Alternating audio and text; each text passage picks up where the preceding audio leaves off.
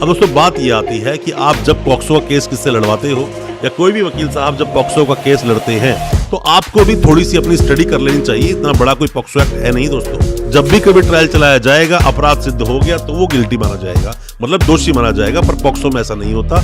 अब यहाँ गलती आप क्या कर देते हो कि अपने दोस्तों आज अपनी इस वीडियो के माध्यम से मैं आपको बताऊंगा कि क्या 5 गलतियां आपको बिल्कुल नहीं करनी है। अगर आपकी किसी भी जानकार सगे संबंधी पर अगर पॉक्सो केस लग गया है तो ये 5 गलतियां आप बिल्कुल मत करना। हालांकि मैंने पहले भी आपको बताया था कि 5 चीजों किस किस चीज का विशेष रूप से आपको ध्यान रखना है।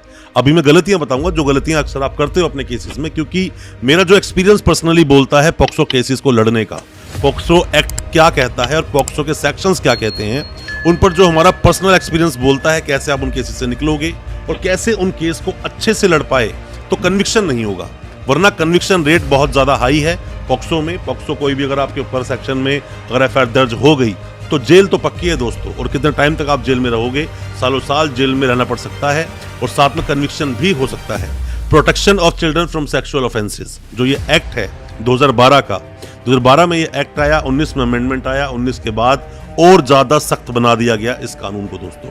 तो इस चीज में मैंने अक्सर देखा है कि लोग क्या करते हैं कि बेल के पीछे लगे होते हैं कि हमें बेल चाहिए, जल्द से बाहर निकलना है। दोस्तों पेन किलर की तरह काम करेगी एक ये बेल, खास करके पॉक्सो केस में ऐसे आपके लिए, क्योंकि आपकी बेल हो जाएगी, बाद में आप जेल चले जाओगे, बाद में कन्विक्शन हो जाएगा और आपको सजा भूल जाएगी। तो आपने अगर अपने ट्रायल को ढंग से नहीं चलाया, फंसोगे, प्रॉब्लम होगी, लंबे वक्त सजा काटनी होगी। तो क्या क्या प्रिकॉशंस आप लेंगे ताकि सजा से आप बच जाएं।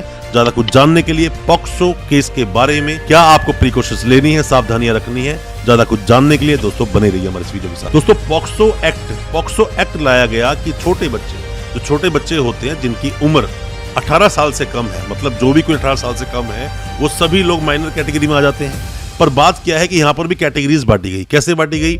0 से 12, 12 से 16 और 16 से 18। अब बात दोस्तों क्या होती है कि अगर किसी भी तरह से बच्चों के साथ में कोई भी अगर सेक्सुअल असॉल्ट होता है, किसी भी तरह से अगर कोई छेड़खानी भी होती है या पेनिट्रेटिव सेक्स का मामला होता है तो ऐसे सभी मामलों को डाला गया पॉक्सो में। अगर किसी भी बच्चे को लेकर कोई कंप्लेंट आती है किसी भी व्यक्ति के अगेंस्ट जो एक्यूज बनने वाला है, फिर चाहे वो लड़का है या लड़की है जो 18 साल से कम है, उसको पॉक्सो में बुक कर दिया जाएगा। अब मान लीजिए पॉक्सो के तहत एफआईआर कट गई, तो दोस्तों एफआईआर तो कट गई और वकीलों के लिए जानना बहुत जरूरी है और साथ ही नए लॉ स्टूडेंट्स के लिए जानना बहुत जरूरी है कि पॉक्सो की जब एफआईआर कटती है तो जो विक्टिम है उसका नाम डिस्क्लोज नहीं किया जाता। इवन कि जब वहां से हम जब नोटिस करवाते हैं, नोटिस जाते हैं उनके पास, जब बेल लगाते हो हाई कोर्ट में, तो वहां पर इवन उनके मदर फादर का नाम तक मेंशन नहीं कर सकते आप। पर बात क्या होती है दोस्तों, गलतियां आप बहुत सारी करते हैं। सबसे पहली गलती जो मैंने आम तौर पर देखी है, लोग गलतियां करते हैं। दोस्तों अगर ये वीडियो आपको अच्छा लग रहा है तो अभी इस वीडियो को लाइक करें ताकि इसी तरह की लाइक से हमें मोटिवेशन मिल सके और प्रोत्साहन मिल सके इसी तरह की लीगल अवेयरनेस की वीडियोस आप तक पहुंचाने के लिए। और आप अगर पहली बार आए हैं हमारे इस चैनल पर, पहली बार देख रहे हैं हमारे इस वीडियो को, हमारे चैनल को अभी सब्सक्राइब करें, साथ में लगा बेल आइकन जरूर दबा दें ताकि इसी तरह की लीगल अवेयरनेस की वीडियोस आप तक पहुंच सके सबसे पहले। तो सबसे पहली बात, केस की सीरियसनेस को ना समझना और सिर्फ बेल के पीछे भागना। सेशंस कोर्ट में लगाना, हाई कोर्ट में लगाना, चार्जशीट आई, बेल नहीं हुई, फिर दोबारा सेशंस कोर्ट में लगाना, फिर हाई कोर्ट में जाना, फिर से आपकी बेल नहीं हुई, वकीलों को चेंज करना और फिर भी आपको ठीक से वकील ना मिल रहा जो पॉक्सो के बारे में अच्छी खासी नॉलेज रखते हो, जिन्होंने पहले पॉक्सो केस लड़े हैं। अब दोस्तों बात ये आती है कि आप जब पॉक्सो का केस किससे लड़वाते हो या कोई भी वकील साहब जब पॉक्सो का केस लड़ते हैं तो आपको भी थोड़ी सी अपनी स्टडी कर लेनी चाहिए। इतना बड़ा कोई पॉक्सो एक्ट है नहीं दोस्तों। बेल नहीं करना है, आपको ट्रायल पर विशेष रूप से ध्यान देना है।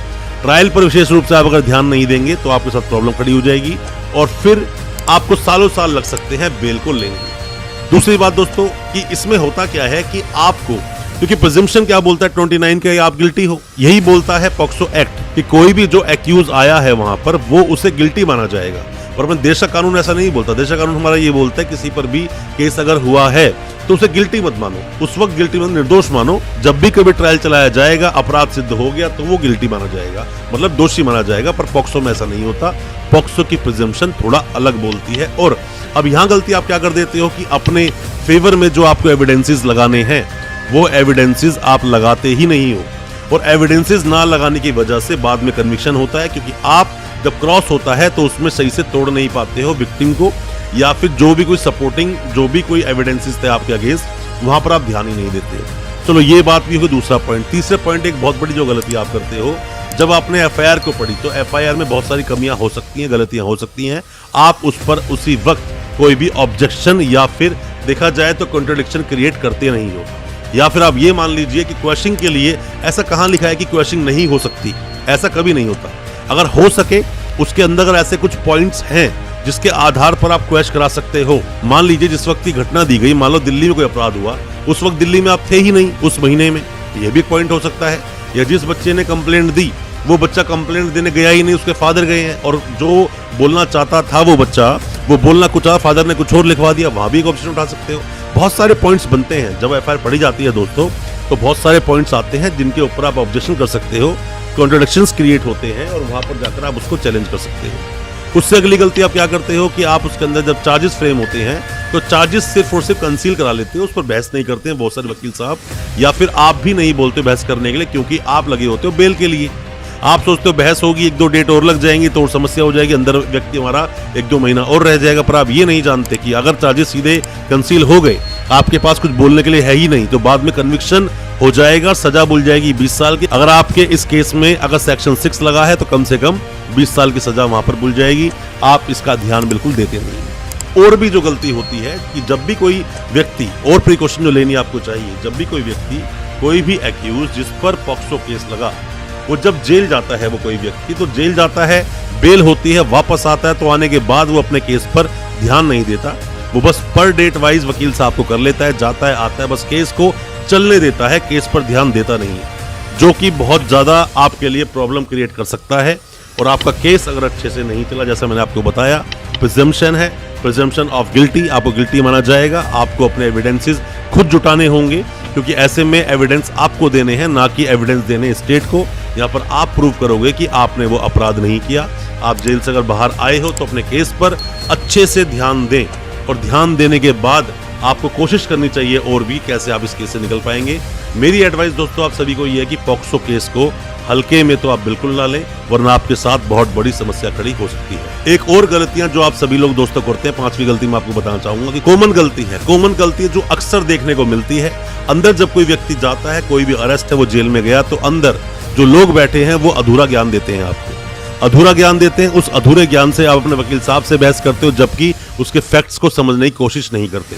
या फिर जो जजमेंट्स आते हैं, जजमेंट्स बिल्कुल एक्यूरेट आपके केस से रिलेट नहीं करते हैं, बट आप उसी जजमेंट को पकड़कर बैठ जाते हैं कि इसी जजमेंट के आधार पर मैं अपनी एफआईआर क्वेश्चन करा लूंगा, या मैं कन्विक्शन फ्री हो जाऊंगा, या फिर मैं केस को जीत जाऊंगा, या फिर मैं बेल ले लूंगा। दोस्तों ऐसा नहीं होता। सभी केस के फैक्ट्स अलग अलग होते हैं। अगर आपका फैक्ट बहुत हद तक मिलता है किसी भी एक ऐसी जजमेंट से, किसी भी एक ऐसे ऑर्डर से, जजमेंट जो आया सुप्रीम कोर्ट या कोई भी गाइडलाइंस आई हैं जो फॉलो करनी चाहिए थी, अगर मिलता है तो उसका बेनिफिट जरूर लें, बट अधूरे ज्ञान से अपने केस को ना तो लड़ें और ना अधूरे ज्ञान से अपने केस को लड़वाएं, वरना तो जेल में आपको सालों साल बीत सकते हैं और जल्दी से बेल होगी नहीं। मेरा मानना है कि जो मैं आपको बातें समझा रहा हूँ वो आप तक पहुंची होंगी, आपको समझ आई होगी। पॉक्सो केस को लेकर कोई भी किसी भी तरह की सलाह आप चाहते हैं, जानकारी चाहते हैं, कोई एडवाइस हमसे चाहते हैं, तो हमें व्हाट्सएप भी कर सकते हैं और आप कमेंट बॉक्स में कमेंट भी कर सकते हैं। हम आपको रिप्लाई जरूर करेंगे।